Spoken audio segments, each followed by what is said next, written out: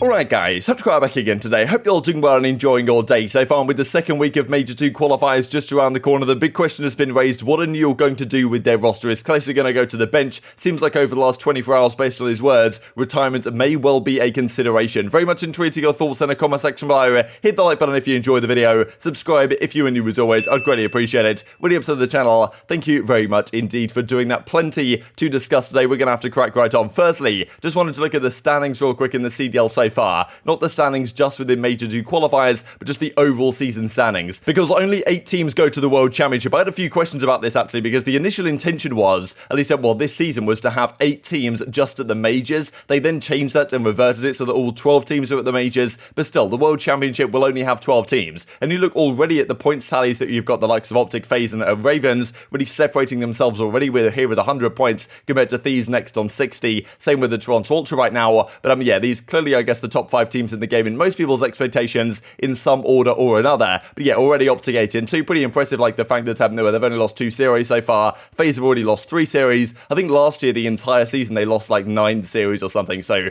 pretty incredible how dominant they were last year, to be perfectly honest. But yes, as we scroll down the list, you'll find that, Summerland is the Legion all the way here at the bottom, only on 10 points so far. Pretty tragic. Only 7 map wins actually for New York. That's pretty embarrassing. Of course, look, they're going to need to do some sort of moves. And still, the thing is that even for a team like Paris, even if New York's new roster, whatever it happens to be, can turn things around, there's a long road to actually make it all the way up to even 100 points, where some of these teams are already, which, definitely looking at these top teams, you're thinking, wow, okay, they're definitely putting a stake in the ground to say, yes, we're going to be here at the World Championship, because only 8 teams make it. And that's the thing, if you are sitting here towards the bottom, the likes of New York and Paris especially, you've got to do something, right, because there isn't all that much time. We're already like halfway through stage 2, and by the end of stage 4, that's going to be where the seeding is set for the World Championship, right? You've got to start putting some points on the board, because, if your team isn't going to be competitive, you're not going to go to champs. So, of course, we know full well this team has to make some sort of change. Crone came out with this yesterday, saying that they were expected to sign Paulx to the roster and actively pursuing as well a second player. So the question was, okay, what are they going to do if Paulx is coming in? Are they going to go for like a short-term one-player change and they just get rid of Neptune again, bring Paul in as kind of the flex role, put Crim to the SMG, keep Clayster there? In my opinion, that would kind of always be like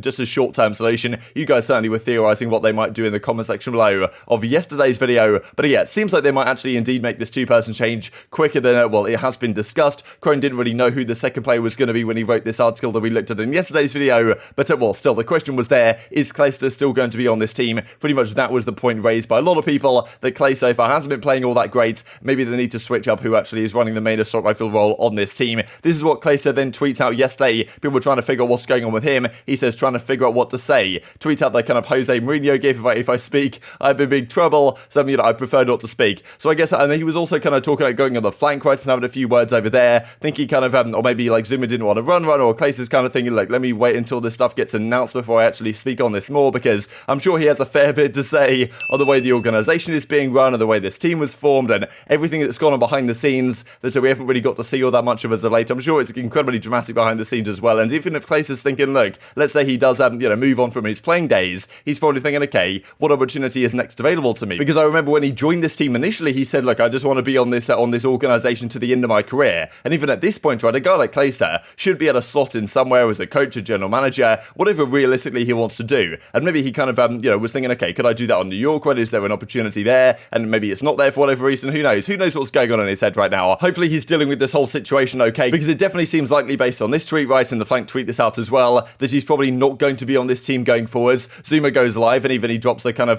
thinking emojis in the reply, right, basically saying, maybe we should run a flank episode. Ends up not happening, but still it goes to show that something's obviously going on in the Clayster camp right now. And he definitely, I'm sure, is going to have his words to say on this at some point or another. But of course, so that wasn't all that he said on it at this time. He came out with this actually as well. So he was going to, but he's playing some games. Studdy was there trying to do a bit of streaming play, a little bit of ranked play. And Clayster actually has a few words. Studdy basically asked him, like, look, do you want to hop on to play ranked play? And Clay says, look, why would I ever play Vanguard ever again? Which I'll share the clip for you guys, certainly implying, right, saying something like this. Either he's baiting to the next level, which I don't really know why he would want to do at this point, to be honest, especially given that is already a big discussion whether he would get benched anyway. And if he does get benched, the next opportunities for him are kind of unclear. This is what he has to say. Yo, Clay. How do you drop 10 elims, bro? Streams alive real quick. You want to come play ranked with me and JB? Why the f would I ever play Vanguard ever again? Alrighty.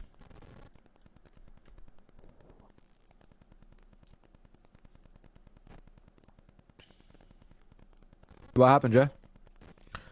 I don't know. I just asked Clay if he wanted to play. He said, why would I play Vanguard ever again?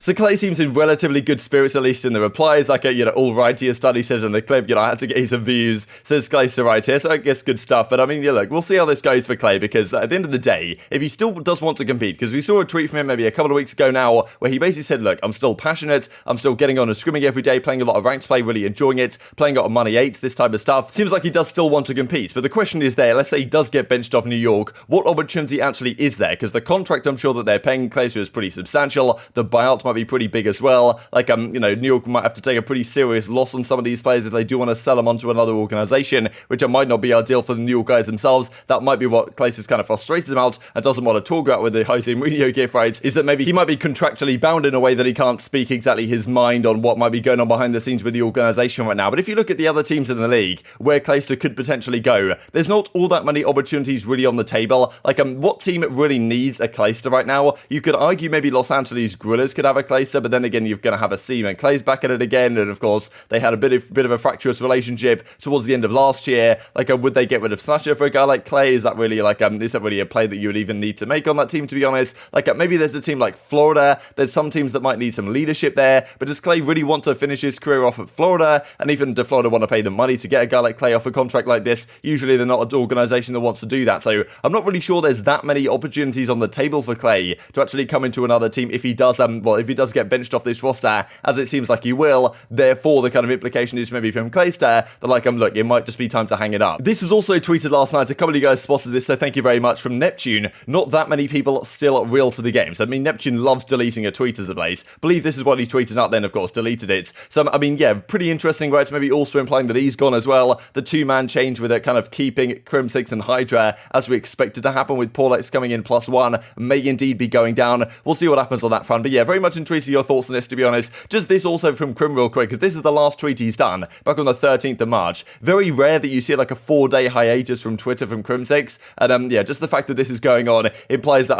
some serious stuff's going down behind the scenes, I'm sure. At the end of the day, we might see Clayster step away from Call of Duty and retire entirely. That'd be a sad day, right? I mean, it's not something I expected to happen this early. I thought this team had potential. I thought it might happen after this season, but just the possibility of Clay retiring mid-season is pretty sad for Call of Duty in general. But given the kind of questionable mental space that Call of Duty's given him the last 12 months or so, I think it might be quite healthy, honestly, for him to just step away, because I'm sure it's not been the easiest time on him personally over these last several months. And then, well, hopefully everything going on the organisation side works out, because I'm sure Clayster's still going to be a massive part of the scene, even when he does decide, okay, enough's enough, hanging up the sticks. Maybe he does it now, maybe he does it in a few months' time. Who knows if he gets another opportunity elsewhere? It could still potentially happen. Maybe they even bring him back into the starting team if this new roster gets even worse. Who knows what happens? But with his career and with his experience, you'd think he'd be able to walk into another organisation as a coach, a GM, whatever, no problem at all, even on the desk, right? I'm sure we're still going to have Clayster around Call of Duty. That at least is my hope, that when these big names retire and move on, they don't just move on from COD and disappear entirely. They're still very much involved in the community. So, we'll just see how it goes. Intrigued to your thoughts on all this stuff in the comment section below. Wanted to mention this as well, actually. The CDL coaches poll comes out last night that aBeZy put together. So this is the power rankings according to the coaches right now. Now, not only is this, of course, representative of just the numbers and where they are, at least in terms of the tier list, with New York Subliners down here in 12th right now, with,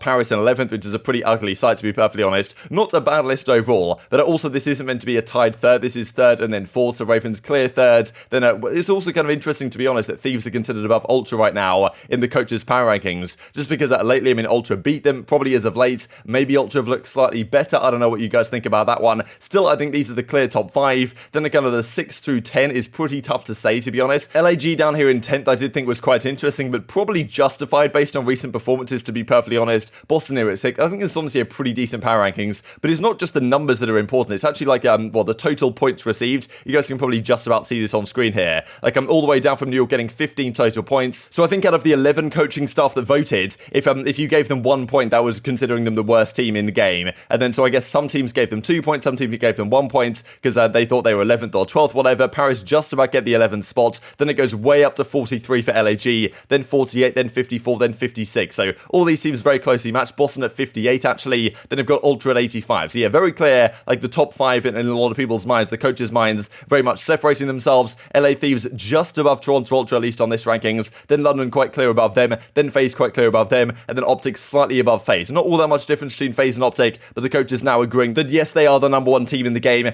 How will this change over time? Who really knows? I think, like, honestly, this top 5 right now seems kind of clear. I just wonder what other team can actually get up into this top 5, because it's pretty well defined. I think that there are some teams, maybe Thieves, that could drop out of this over time. Boston, I think, still have some potential to actually get up there, even though I've kind of called this team a gatekeeper squad to the top teams. And it's still Seattle. Maybe they can pull something off. I'm just not really sure that any of these bottom teams are going to breach top 5, like, without some sort of change, right? So I guess we'll see how the things go after Major 2. Wanted to mention this also from Los Angeles Guerrillas, actually, just real quick. CDL tier list, you have to guess how we are ranking these. I was looking at this for a time, trying to figure out how they might be ranking this. It's actually tough to say. I was thinking of, like, climate and, like, all sorts of stuff like latitude. And then I was thinking, okay, could it be, like, social media team rankings? Because, of course, they've put themselves in the S tier here in Los Angeles Thieves and kind of their own D tier or, like, F tier, effectively. It doesn't really make much sense, though, then, because, like, New York are a pretty good social team. Florida are good as well. I don't know. If you guys can decipher this one, let me know in the comments below. And just another great clip from Shotty to finish out the video, to be honest here. Just watching an old episode of Vision. Like, this, of course, mixed well if you guys have followed OpTic for quite some time. But, of course, Shotty has no idea who he is. He's like, yo, is this Shroud? And then he says, is this Tarek? And then, of course, I want people let him know it's mixed well. But it's just classic Shotty, to be honest. But very much intrigued to your thoughts and all this stuff in the comment section below. Hope you guys enjoyed the video. If you did enjoy it, hit on the like button. Tell us on YouTube, God, this is a good video. I just like you should see it as well. And I'm growing the competitive corner to the community. Thank you watching as always. Take care. And I will see you next time. Yeah, well, all right. So what's this? Wait, was it Shroud? What is this? And leave with our families. Is that Tarek? Or wait, wait. That's not Tarek. Who is it? Wait, is this Tarek? Who is this? Oh, this is Mixwell? Who says it like that? Fred, here, listen, here, Shotzi, here, Ant. Yeah. Make Pred full volume, right? We'll all listen his comms, and then I'll do it. Let's go. Let's listen to him. Okay. He crossed now. He just crossed now. Okay, listen. One's at back out spawn.